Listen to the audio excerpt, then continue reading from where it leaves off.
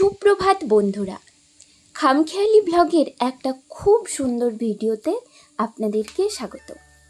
আজকের এই খুব সুন্দর দিনে আমি কি কাজ করেছি সেগুলোই আপনাদের সাথে শেয়ার করব। আর আজকের দিনটা খুব সুন্দর কেন সেটাই তো শেয়ার করব। আজকে আপনারা নারকেল কাটা দেখে নিশ্চয়ই বুঝতে পেরেছেন যে আজ সোমবার, আর আমি খুব সকাল সকাল স্নান সেরে এসেছি বেলপাতা তুলতে। আজকে আমাদের গ্রামের ডুংরির বাবা বিশ্বনাথ দেবের মাথায় আমরা যাব জল ঢালতে, তাই খুব সকাল সকাল এত তড়িঘড়ি।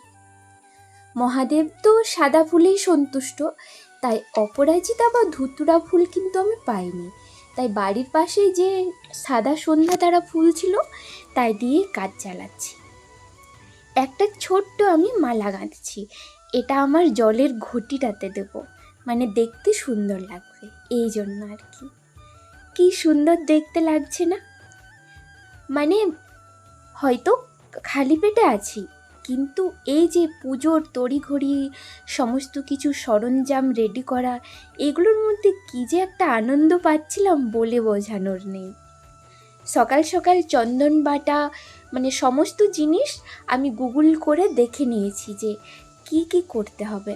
আমিও তো নতুন, তাই স্নান সেরে কাপড় পরে বরের হাতে কাচের চুড়ি পরে বরের একটুখানি বকুনি খেয়ে কাকিমার তাড়াহুড়ো কাকিমার বকুনি সহ্য করে আমি অবশেষে রেডি হয়ে গিয়েছি। অবশ্য অনেকে অনেক কিছু বলছিল, কিন্তু আমি পরোয়া করিনি। আমার হাতে কিছু জিনিস আর কাকিমার হাতে কিছু জিনিস, এই নিয়ে আমরা বেরিয়ে পড়েছি। আমাদের গ্রামের কাঁচা রাস্তা কি সুন্দর দেখতে, আপনারা দেখতেই পাচ্ছেন যে ডুংরিটা কতটা উঁচুতে।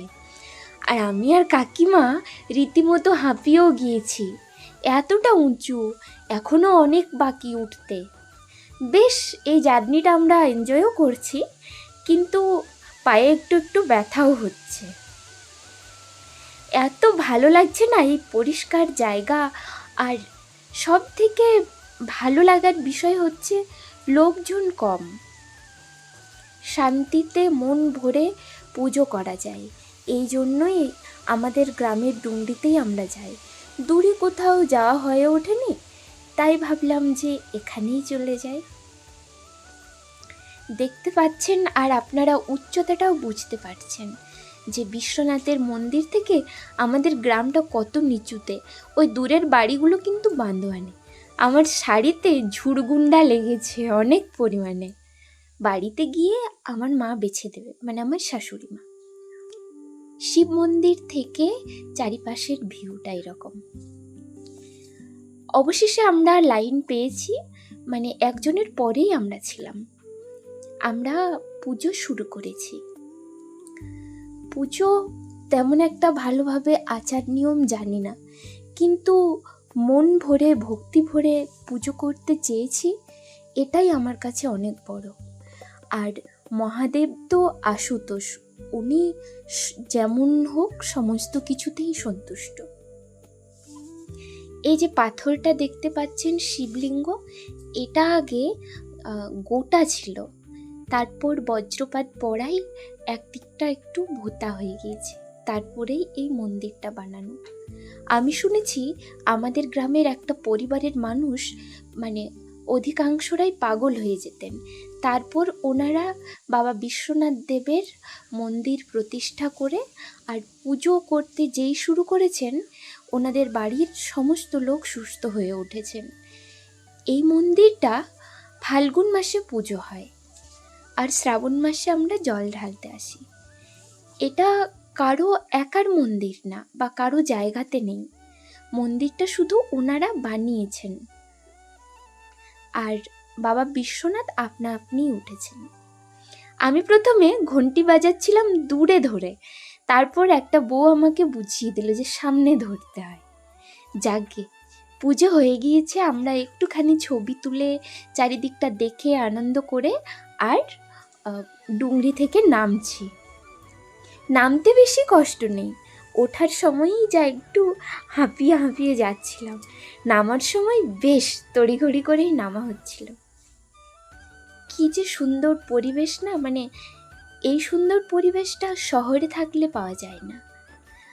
আমাকে ভালো লাগে যে আমার এমন একটা জায়গাতে বাড়ি বা শ্বশুর বাড়ি যেখানে কোনো কোলাহল নেই, পাখির আওয়াজ, ব্যাঙের ডাক, ঝিঁঝির আওয়াজ সমস্ত কিছুই থাকে।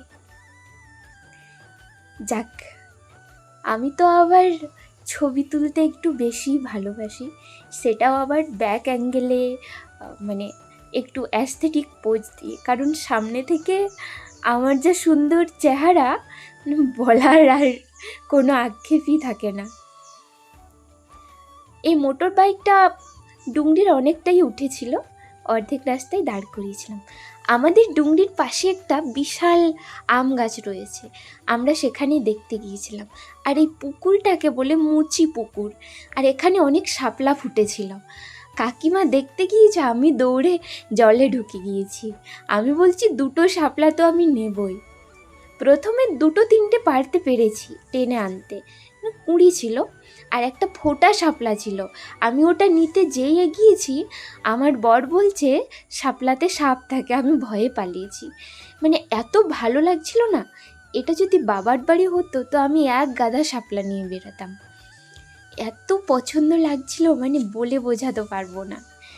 আমি যদি আমার বরের সাথে না এসে কাকিমার সাথেই আসতাম তাহলে আরও একটু বেশি ভালো হতো। কাকিমা বলছে, চলো আজকের দিন আমরা যাই, তুমি এই কটাতেই সন্তুষ্ট থাকো, পরে কোনো দিন আসবো, টাটা।